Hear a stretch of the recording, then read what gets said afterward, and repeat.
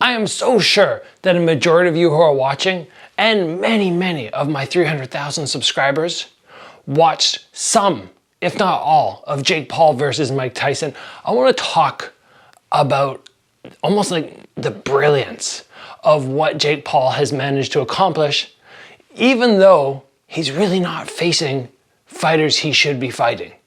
If you want to become a super well-known high-level boxer, you would think, okay, I'm going to climb the ranks, I'm going to fight all the legit guys, that's going to give me credibility. And he has done the exact opposite, and every time he's getting loads of people, like 17,000 people last night watching the fight live, plus all the people on Netflix.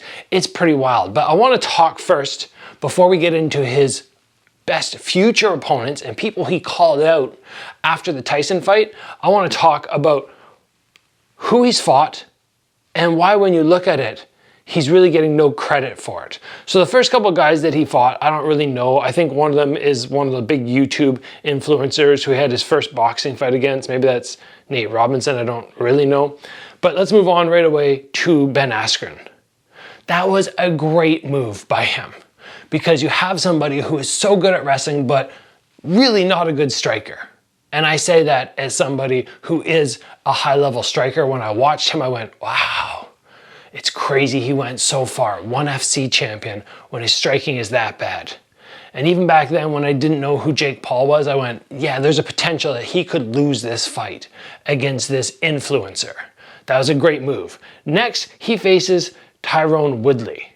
And Tyron Woodley is a dangerous striker. He is. There's no arguing that. When we saw him in UFC as the champion, we went, whoa, this guy's scary, he's dangerous. But we have to remember that, number one, there is a weight class difference between these two guys, and that is very important. People forget how important weight class is. Number two, MMA strikers are not boxers. They do not have that strictly hand skill set.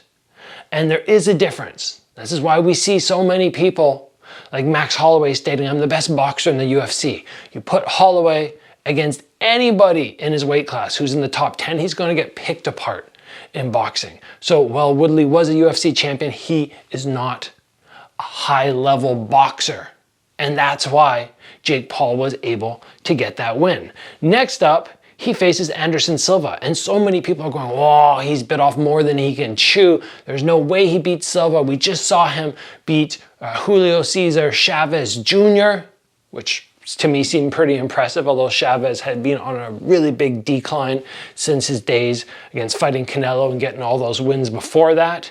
So Silva, we're thinking, oh, it's going to be really tough. But again, he's not a boxer, and he's something like 48 years old. Right? He's not a young man anymore. So great pick, again, by Jake Paul to get himself into the headlines. Everybody wants to watch it. Everybody wants to see this influencer get defeated. They go, nah, Silva's going to pick him apart. But they forget about boxing versus MMA and age disparity. That was a great move by him. Next time, we see him fight Tommy Fury. And he loses that fight. Many people go, okay, see, he's not a good boxer. He couldn't get by Tommy Fury, but it was still one that drew a lot of interest. A lot of people watched it, and really it didn't crush his credibility that much, because next he goes up against Nate Diaz. Again, he's fighting somebody below his weight class. He's fighting somebody who, yes, maybe in the MMA world is a pretty good boxer, but his hands are not that sharp. And he picks him apart, as I figured that would happen. From there, he fights a couple guys that I don't know, gets some big TKOs. Then he fights Mike Perry. Again, he's not fighting guys his own weight. And Mike Perry, while very tough guy, is not used to getting hit by somebody that big. And Jake Paul is becoming a boxer. He's actually training like a boxer. He's taking this as a full-time career. He's getting better. And then last night, he fights Mike Tyson. Very old, 58. I think before I said Silva was 58, maybe Silva I said 48, maybe he was 47, because Tyson was 58.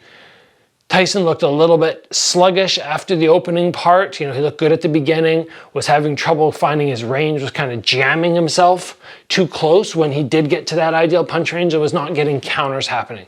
Either way, Jake Paul looked very good. So the brilliance, I want to say, for lack of a better term, with what he's accomplished, because if he fought people that we didn't know, it's like, oh, there's this YouTube influencer, he's having a boxing fight, who cares?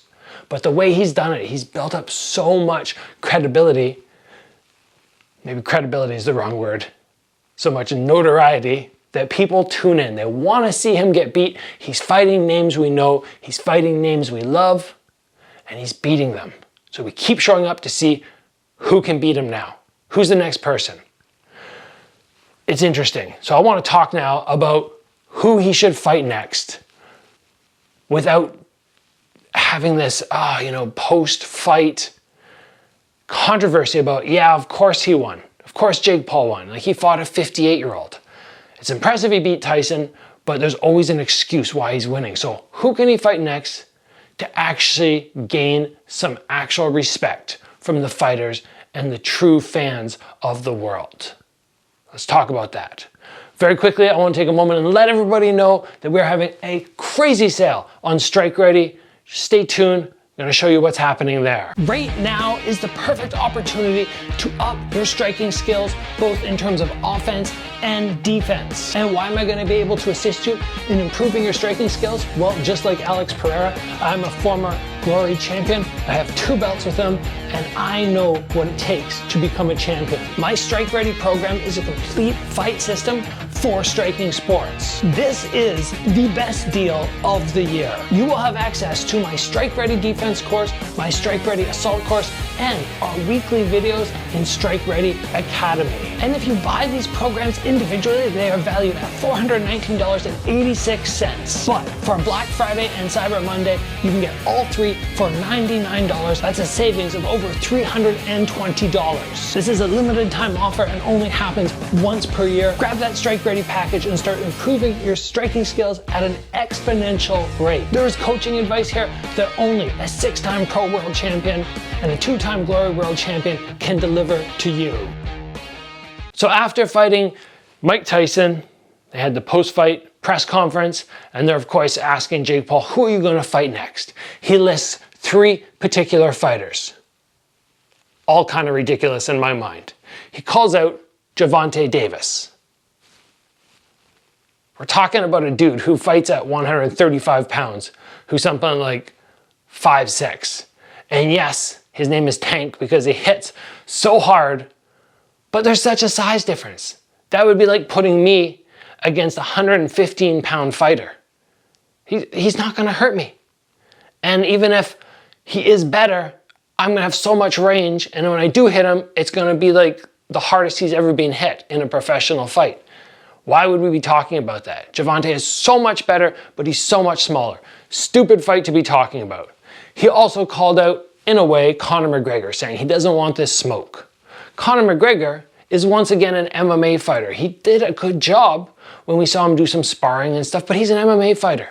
He's not a boxer. He's also so small in comparison, right? Yeah, he's beefed up a little bit, maybe walking at like 175 or something, 180, but he's very small in terms of height and overall stature.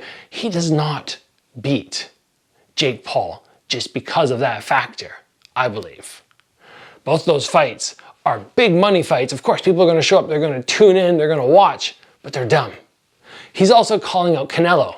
That one is a silly fight because Canelo destroys Jake Paul.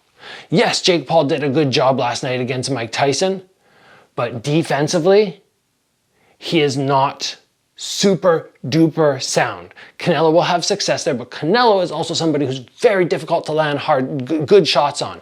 And we saw even in this fight that Jake Paul was not able to land easy and clean against Tyson. He could have probably picked it up at the end a little bit, of course, and gone for the KO. He didn't. Respect to him for that. Let Mike through the fight. But Canelo is so hard to hit. You think Jake Paul's going to be able to touch him? No, it's just not going to happen. So him calling out Canelo To me, that's foolish. But again, he's calling out somebody smaller. He's not going and saying, oh, who's the top fighter at my weight class? I'm going to call out that guy. No, he's not going to call out people who are down a little bit, like Beterbiev. He's not going to call out anybody close to his weight. The other fight which is being talked about, which I think is a great way for him to go, and he will get respect for it, is a rematch with Nate Diaz under MMA rules. Now, I'm not sure if it's going to happen because Diaz has said, I don't want to go to PFL and fight. But Jake Paul has said, I have a contract with them. I will fight in my next fight MMA. We'll see if it happens, if he's actually going to do it. But if he went in and did MMA with Nate Diaz, even though there's the size difference, that one I would go, you know what? Respect. You beat somebody in their own game on your very first fight. Your very first fight in MMA, and you fought against Diaz, and you beat him. That's pretty cool. So I think that's a good route to go. Outside of that, who does he fight? If he keeps taking on these older fighters, you're not going to gain respect. You're going to get notoriety, but respect, if that's what you're after, from people like myself, from the other fight fans of the world, you've got to get somebody your own age. But again, if he goes for guys like Tommy Fury, and you beat him, nobody really cares. People are not going to tune in the same way. So what he's done is very smart, but now it's about finding that opponent who has a big name, who's going to draw a big darn crowd, who's going to get him paid the type of money he got paid last night, apparently $40 million to fight Tyson. So he needs somebody like that to make it worth his time because he is a rich man. But he also needs somebody who people go, okay, this is a legit fight. This dude is not smaller than him. He's not older than him. He's not an MMA fighter. This is a boxer who's pretty darn good. That's where the respect will start to come. And we've heard Jake Paul say that he wants to compete at the Olympics in 2028, represent the USA. That, if he actually does it, would be the first real test where like, okay, there are nobody holding you up. You're not taking any easy route. If you go to the Olympics, you're fighting the best. Does he actually do it? No, I doubt he does it, personally. You're not going to get a lot of money, or any money, really, aside from some endorsement deals maybe. So I don't think he goes that route. Granted, it's far way off and he has lots of time to prep for that, and he will be only like 30 by then or something. But I don't think that's going to happen. Overall, we still watch this guy. I see Jake Paul getting better and better and better and better and better, and I go, wow, this is impressive for somebody who doesn't have to do that, who's worth probably hundreds of millions of dollars and is just doing this for fun, really. How many people are going to go and put themselves in that situation where they already have all the money they could possibly want? So I still have respect for him for that and for getting a little bit better. Every time I see him, I go, wow, he's taking this seriously. He's training hard. So who do you think we're going to see Jake Paul fight next? Is it going to be a legit opponent or another sort of perfect matchmaking situation where he gets lots of notoriety but doesn't have to fight somebody his own age, his own size, who's very dangerous? Leave a comment below. Thanks for joining, guys. I'll see you back here soon.